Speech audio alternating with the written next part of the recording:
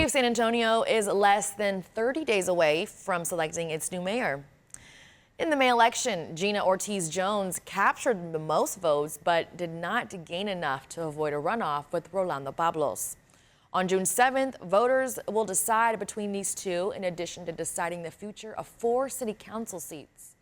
Julian Martinez spoke with UTSA professor Brian Gervais to learn more about how these candidates match up. Have been doing a ton of work just getting this polling together, and you released several polls. How did that match up, the results of that versus where you guys were about a month before the election? Yeah, so we had 2 polls, one in February and then one we had in the field in early April, as you mentioned, about a month before Election Day. Both of our polls showed that Gina Ortiz-Jones was leading the pack, and turns out she did end up going in first place in the first round of voting. Our subsequent poll, our April poll, also saw big changes and big shifts, namely Rolando Pablos surging. He was the biggest mover, about the biggest mover in our second poll. And so we were picking up, I think, on the fact that his candidacy was picking up steam as well. And we also had Beto Altamirano surging towards the end in our second poll. And it turned out those were the top 3 finishers in the mayoral race. And of course, Jones and Pablos are moving on to the second round. Well, let's talk a little bit about that variance. So when it comes to Gina, so she was about 13% in the last poll I saw from you guys. Then she jumped to 27. Can you explain kind of what it is about her that's kind of kept her as a front runner all this time, despite not being on council, just kind of being a little bit of an outsider in this race for mayor?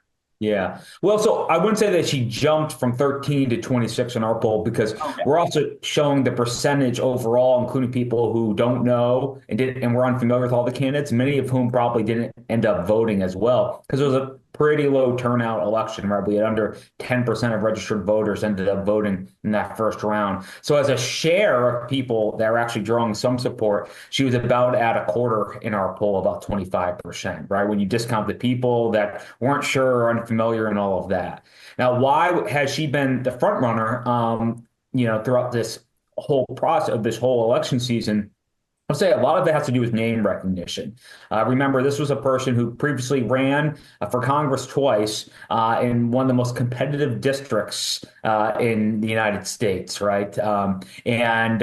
These were congressional races that were very well funded, lots of ads, lots of attention on these races. And so her name was pretty well known, I think, in the San Antonio area, even before she ran for mayor.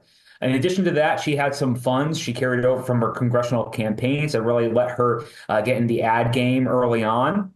And, finally, she had some high-profile endorsements from national organizations as well. So I think all those factors contributed to a sort of front-runner status, as much of a front-runner as you can be in a race with 27 candidates. Yeah, no kidding. We knew a runoff was probably likely given the amount of candidates that were in the field. But let's key in on her opponent right now, Rolando Pablos. Yeah. So you mentioned that you saw that he was starting to rise in the recent poll. But was he already there as of last indication as the second place finisher, or did he even jump above your expectations? Well, we were pretty sure that Jones was going to make it to the second round. We really didn't know or have any sense of who was going to be that second person who moved it on, because it was all really, really tight. There was, we had a group of candidates that are all around sort of the same, and we knew that it's really going to come down to the final couple of weeks before Election Day, when the campaign game really picks up, right? That's when we really see candidates using their war chest, the extent that they have it, and trying to connect with voters. And of course, Pablos had a PAC backed by Governor Abbott backing him, which gave him, I think, something of an advantage for a couple of reasons heading into Election Day. One is that that's good resources right there for campaigning, helping with campaign advertising. The second thing is that it was really a high-profile endorsement from Governor Abbott that sends a signal to lots of folks who are Republican-leaning, conservative-leaning within San Antonio that this is the person to back. This is the candidate you want to back if you are a conservative, if you're a Republican. So I think those factors probably helped him a lot, going into the last couple of weeks to surge into second place. And it's interesting. So you touched on the big elephant in the room for Pablos, that he does have this Republican backing, because it does seem like as he shied away from it when asked about Governor Abbott in past interviews. But now that it is truly just a one-on-one head-to-head competition where you can tell that obviously you have a candidate that has more of a Democratic leaning versus a candidate that has more of a Republican leaning, how do you think that impacts this race? Well, I think, unfortunately, or, to some extent, this probably makes this more of a partisan, race than we typically have in our mayoral elections.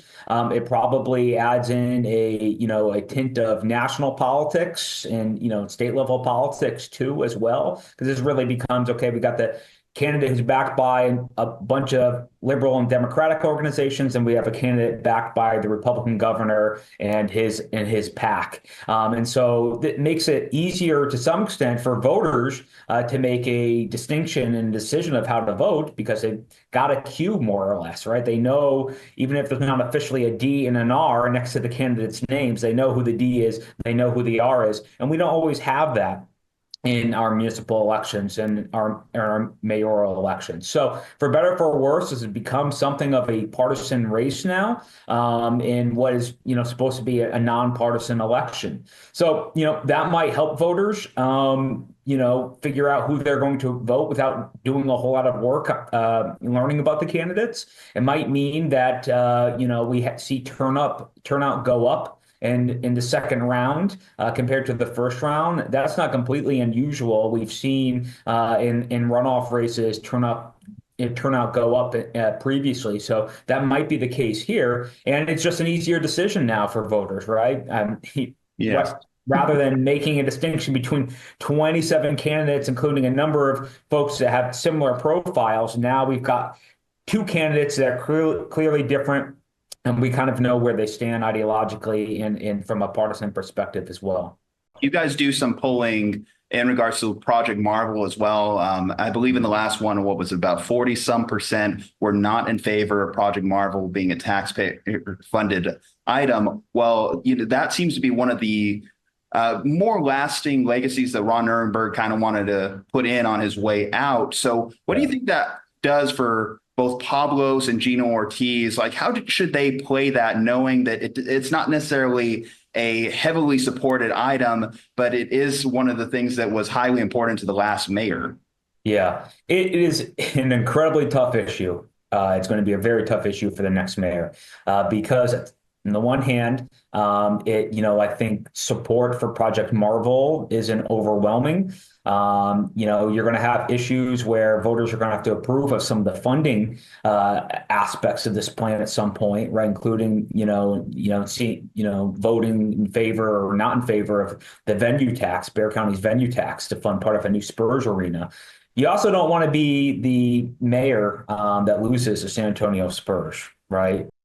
It is a very, very tough situation to be in. I expect that the next mayor is going to figure out some way of getting it done without alienating a whole bunch of voters one way or the other. But if I knew the way they would do that, I would be running for mayor myself or something.